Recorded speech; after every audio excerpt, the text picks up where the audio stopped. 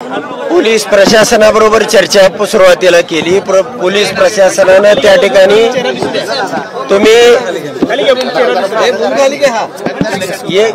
एक बी मतदान पोल केलं तर आम्ही हे साहित्य तुमचं मतपत्रिका असतील मतपेट्या असतील आम्ही सगळं गुंडाळून घेऊन जाणार आहोत।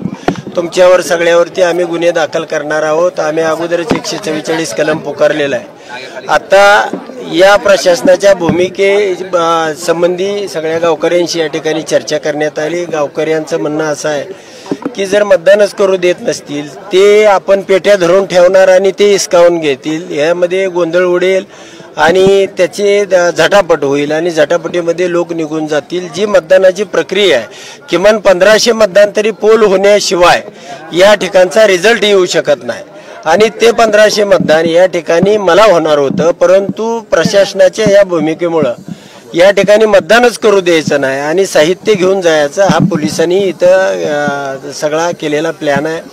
त्यामुळं आम्ही या ठिकाणी थांबण्याचा गावकऱ्याबरोबर चर्चा केल्यानंतर निर्णय घेतलेला आहे।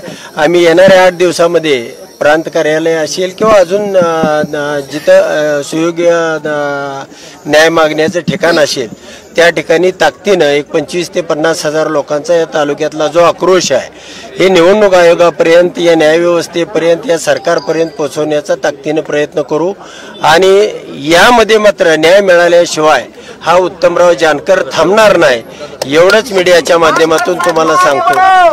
आम्ही दिलेलं मत हे ईव्हीएम मधून उत्तमराव जानकरला न जाता दुसऱ्याला का गेलं आणि त्याची पडताळणी करण्यासाठी खरं तर शासनानं ही सहकार्याची भूमिका घ्यायला पाहिजे होती, प्रशासनानं घ्यायला पाहिजे होती, पोलिसांनी घ्यायला पाहिजे होती, परंतु प्रांताने जमावबंदीचे आदेश काढले, तहसीलदारने ही निवडणूक प्रक्रिया घेता येणार नाही अशा पद्धतीचे आदेश काढले आणि पोलिसांनी या ठिकाणी तुमचं साहित्य सगळं तुम्ही एक मत टाका, तुम्ही मत टाकल्याबरोबर आम्ही तुमचं साहित्य घेऊन जाणार आहे आणि त्या ठिकाणी नक्कीच सरकार घाबरतंय की ही प्रक्रिया होऊ देत नाही आणि मग तुम्हाला न्याय मागायचा कसा, ही साधी प्रक्रिया होती आणि या साध्या प्रक्रियेतनं तुम्हाला